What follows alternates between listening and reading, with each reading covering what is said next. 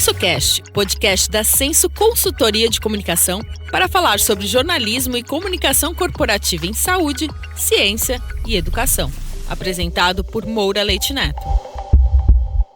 Olá, eu me chamo Moura, sou jornalista, doutor em ciências, editor da agência Body, repórter da Problemas Brasileiros e diretor da Senso Consultoria de Comunicação. Este é o episódio 9 do SensoCast, um podcast para falarmos sobre jornalismo e comunicação corporativa de saúde, ciência e educação. Neste episódio, recebemos um cirurgião oncológico e uma paciente oncológica que compartilha sua jornada nas mídias sociais. O tema é mídia e câncer coloretal, e a nossa proposta é trazer uma visão sobre a qualidade da cobertura sobre esta doença, que é o segundo câncer mais comum no Brasil em homens e mulheres. Em pauta neste episódio, os fatores ambientais e hereditários por trás destes números, como prevenir, como rastrear com colonoscopia, até que ponto tornar públicos casos ocorridos em famosos contribui para uma maior conscientização sobre a doença, como é o tratamento e o que há de avanços nesta área para aumentar as chances de cura, tanto para a doença inicial quanto para os casos mais avançados. Para abordar estes assuntos, o SensoCast 9 recebe Heber Salvador, cirurgião oncológico e presidente da Sociedade Brasileira de Cirurgia Oncológica, SBCO. Bia Suzuki, paciente influenciadora sobre câncer coloretal e causadora do Instituto Oncoguia. Apesar da alta incidência, o câncer coloretal, que inclui o cólon, que é sinônimo de intestino grosso, e o reto, não é uma doença tão conhecida da população quanto o câncer de mama, próstata ou pulmão, por exemplo. No entanto, a sua ocorrência em personalidades trouxe o tema com grande peso para a agenda jornalística mundial, em especial nos últimos meses. A maior repercussão foi por conta do rei do futebol Pelé, que recebeu o diagnóstico da doença em 2021 e morreu em 29 de dezembro de 2022. Outro caso de repercussão internacional envolveu o ator, diretor e roteirista Chadwick Boseman, que, entre importantes papéis, interpretou Pantera Negra. Morreu de câncer de intestino em setembro de 2020. Voltando ao Brasil, poucos dias após a perda de Pelé, o país também se despediu de Roberto Dinamite, o maior ídolo da história do Vasco da Gama. Assim como Pelé, Dinamite teve pouco mais de um ano de sobrevida após receber o diagnóstico de câncer coloretal. Outros casos que ocuparam o noticiário envolveram a cantora Simone, que está em remissão, e a cantora Preta Gil, que recebeu o diagnóstico recentemente. Todos estes casos são explicados pela epidemiologia da doença. São esperados para cada ano do triênio 2023-2025 um total de 45.630 novos casos anuais de câncer coloretal no Brasil, segundo o Instituto Nacional de Câncer, o INCA. No mundo, o câncer coloretal representa 10% de todos os tipos de câncer, com 1,9 milhão de novos casos anuais e 935 mil mortes, segundo o levantamento Globocan da Organização Mundial da Saúde. E como isso tem sido noticiado na mídia brasileira? Vamos falar agora com nossos convidados. A primeira entrevista deste episódio é com o cirurgião oncológico Heber Salvador, presidente da Sociedade Brasileira de Cirurgia Oncológica, a SBCO. Heber, muito obrigado por participar deste que é o episódio 9 do SensoCast. O que explica, Heber, termos tantos casos no mundo de câncer coloretal? Olá, Moura, olá, ouvintes do podcast, muito obrigado pela oportunidade. O principal motivo para o aumento da incidência do câncer coloretal é o envelhecimento da população. A idade ainda é o fator de risco mais importante e talvez aquele fator de risco que a gente não consegue mexer. À medida que a população envelhece, o número de casos de câncer como um todo tendem a aumentar e isso o câncer coloretal acompanha. Mas especificamente em relação ao câncer coloretal, a gente tem outros fatores que são responsáveis por esse aumento da incidência. É importante a gente pensar que parte dos tumores do intestino surgem devido a hábitos de vida não saudáveis.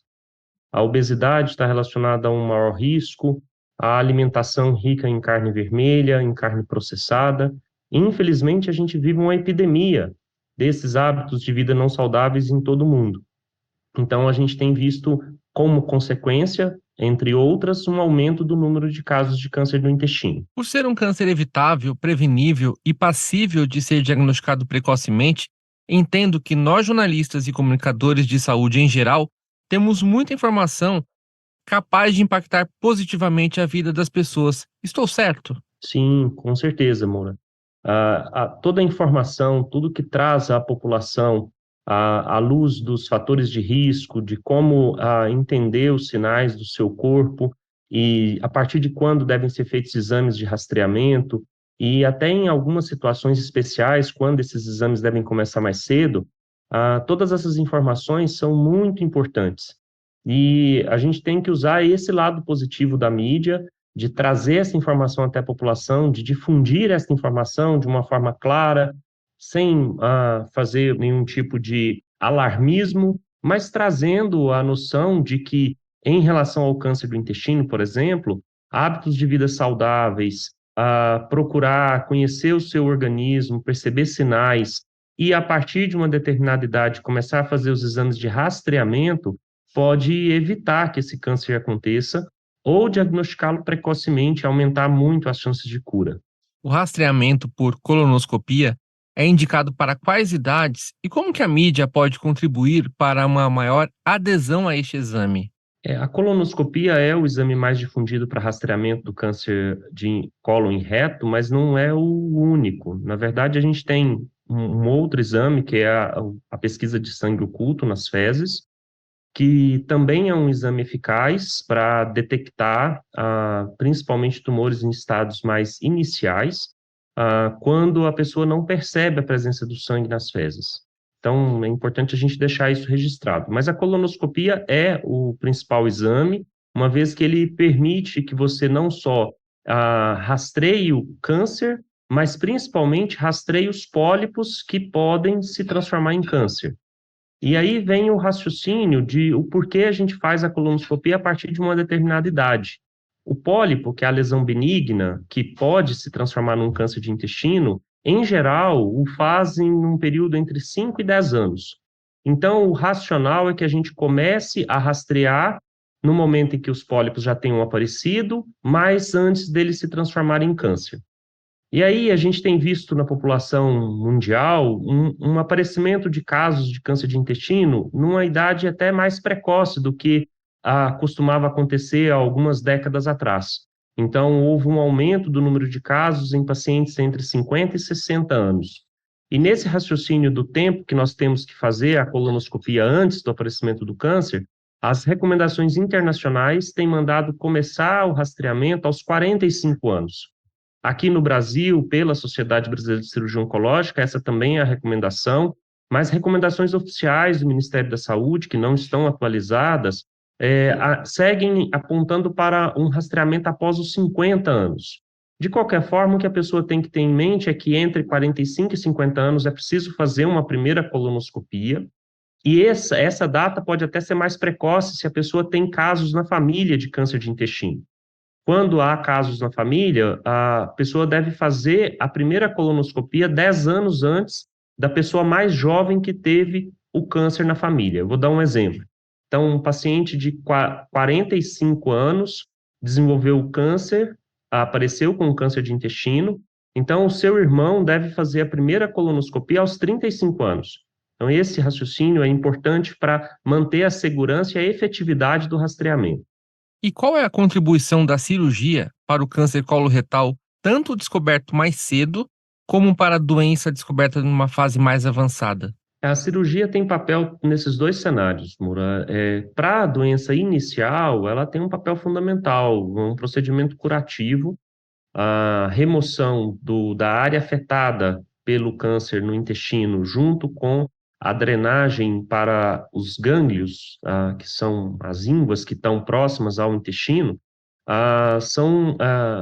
consiste num procedimento que, em casos iniciais, é suficiente para tratar a doença. Na fase mais avançada, a cirurgia também tem o seu papel, podendo atuar tanto no próprio intestino, removendo o tumor também, especialmente naqueles casos onde existe um sintoma, principalmente obstrução do intestino pelo tumor, mas há um papel importante da cirurgia nos casos com doença metastática. O principal sítio de metástases do câncer de intestino é o fígado. E o fígado pode ser tratado aí com associação de quimioterapia e cirurgia, na maior parte das vezes, mas uma cirurgia adequada e feita no momento certo e tecnicamente correta no fígado, pode dar ao paciente uma maior chance de controle da doença e, inclusive, o controle definitivo. E quais são as principais indicações, Heber, de outros tipos de tratamento, como radioterapia, quimioterapia, terapias-alvo e imunoterapia? De um modo geral, essas opções de tratamento, químio, imuno, terapia-alvo, são tratamentos sistêmicos e são utilizados quando a doença já não está numa fase mais inicial. A radioterapia, para começar por ela, é mais utilizada nos tumores do reto, que é a parte final do intestino. Então, os tumores do reto frequentemente demandam a utilização de radioterapia. A radioterapia tem sido utilizada antes da cirurgia e em associação com quimioterapia, num esquema que é chamado de terapia neoadjuvante total. E isso permite que o paciente receba todo o tratamento para aquela situação clínica e consiga ter as maiores chances de cura da sua doença.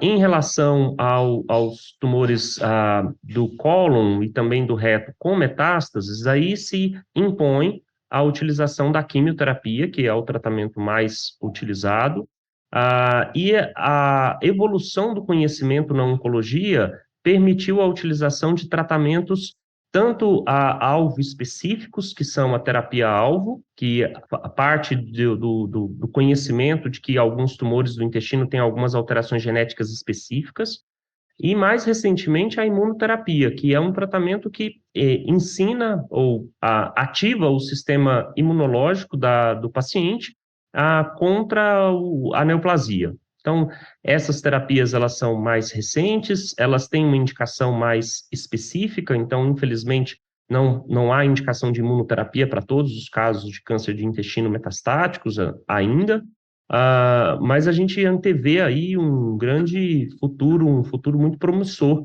do uso desses tratamentos com toxicidade menor, né, com menos efeitos colaterais e até mais benefício para os pacientes.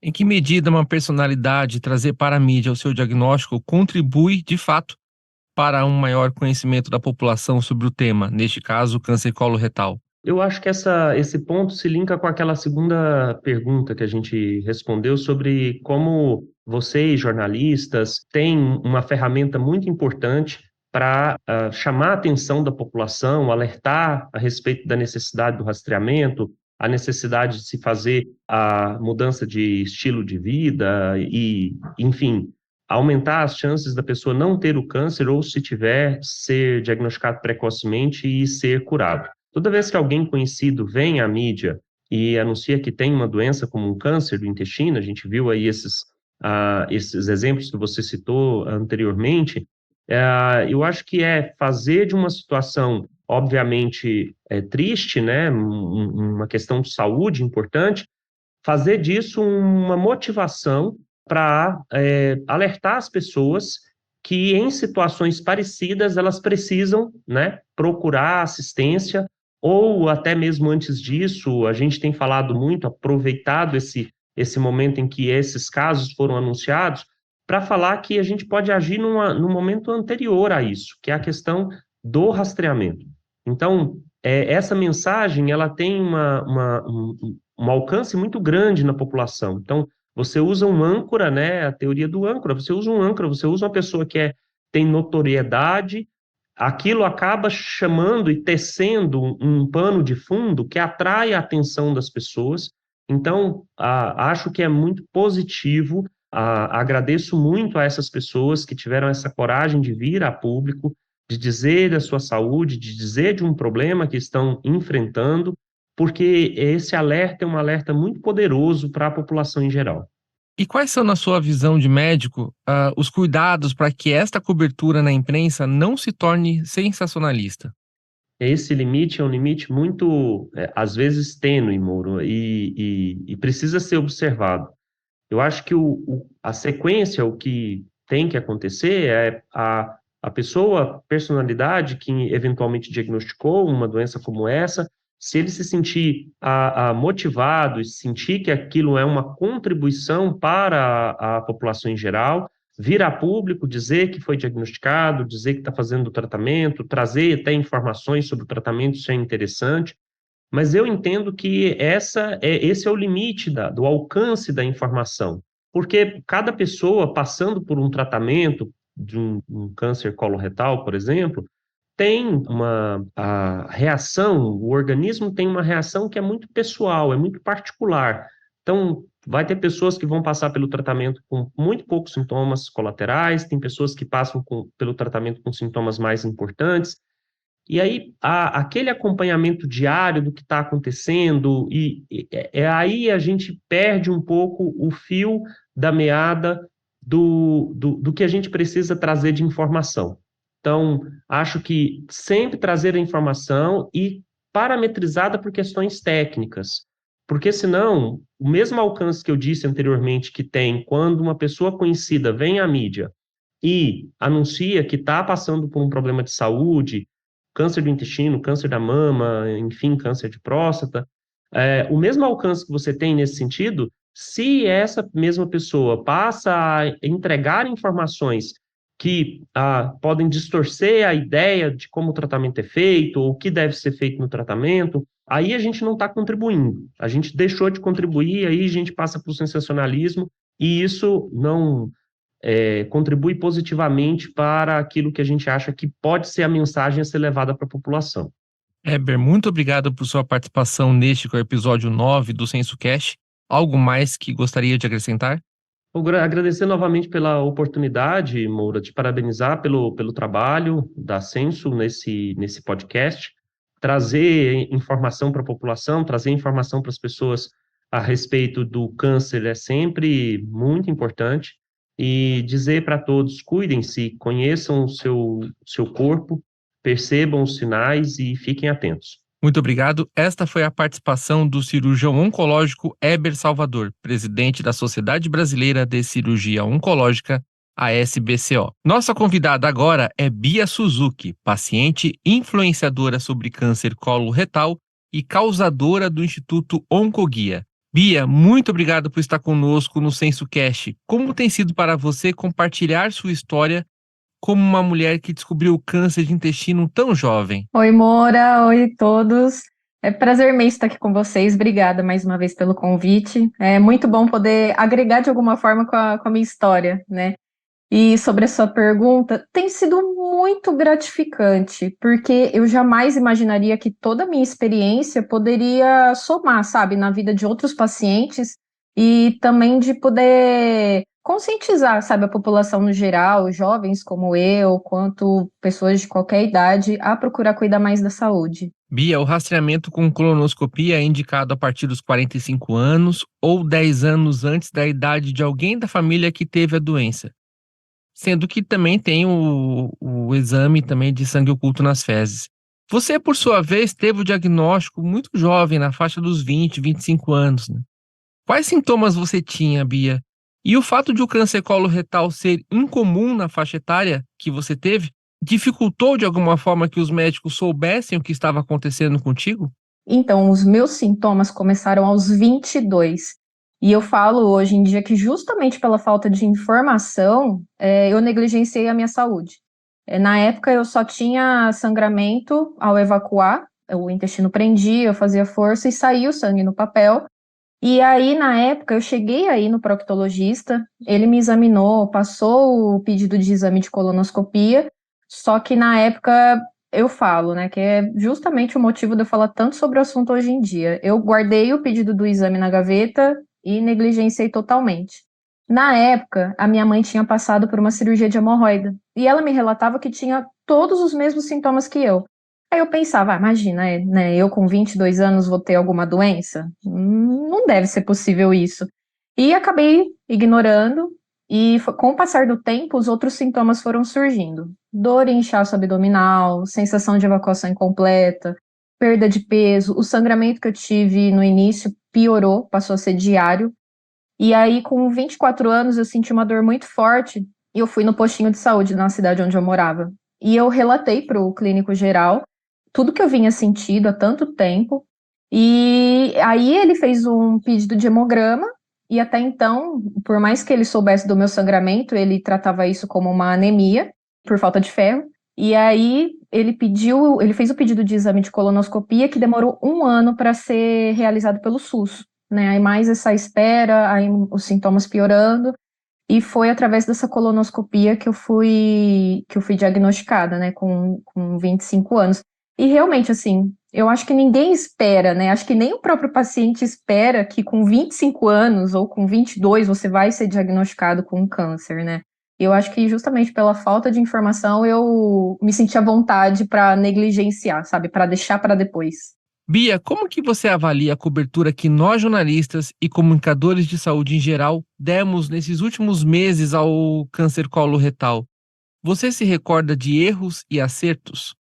Erros eu não me recordo, mas eu acho que poderia ser trazido, poderia complementar mais as informações, sabe? Além de trazer casos de figuras públicas que tiveram a doença, né, e até faleceram em decorrência da doença, mas trazer, assim, histórias inspiradoras de quem passou por isso, né, que sintomas as pessoas sentiram, que nem no meu caso, e tantas outras histórias de pacientes, né, de histórias inspiradoras que tem. Também trazer mais informação sobre o exame de colonoscopia. Eu acho que existe muito tabu ainda, né, com essa questão do exame, sobre saúde intestinal. Então, trazer mais informações, detalhes sobre o exame e até sobre o tratamento, né, para fazer o pessoal perder esse medo de buscar cuidar mais da saúde, cuidar mais do intestino.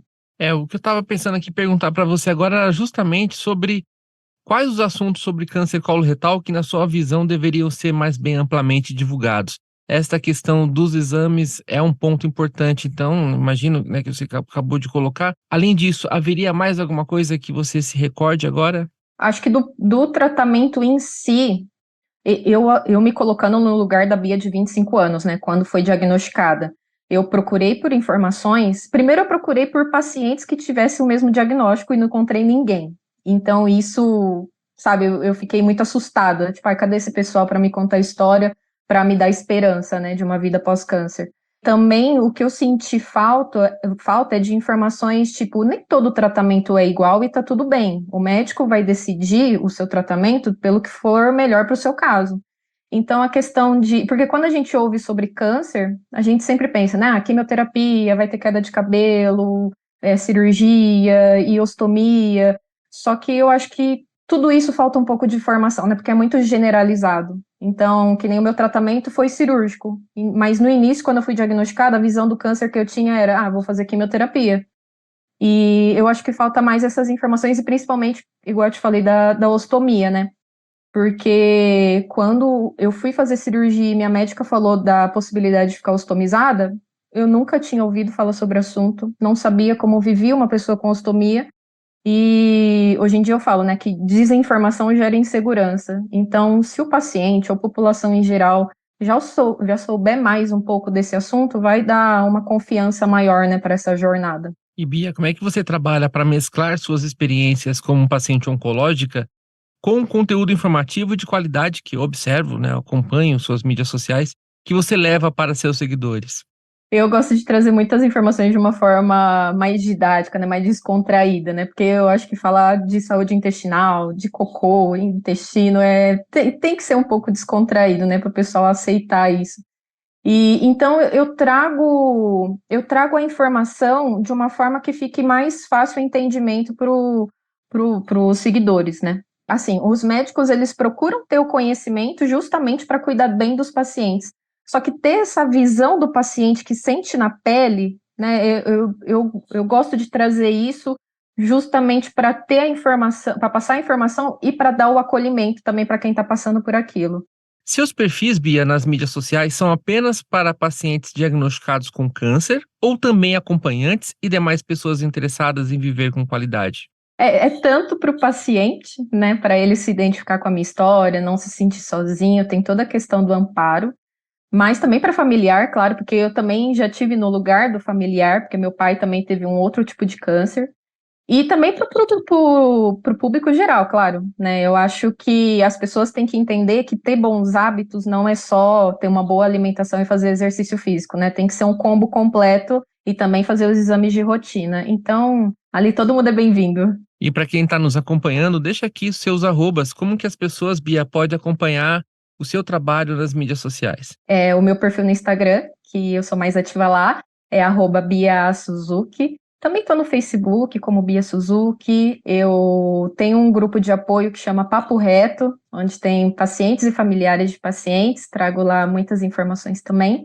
E também sou voluntária do Instituto Oncoguia, uma ONG que apoia, né, ampara pacientes e familiares, trazendo muita informação, canais de conexão. E é isso, né, são nesses canais. Bia, muito obrigado por sua participação neste que é o episódio 9 do SensoCast.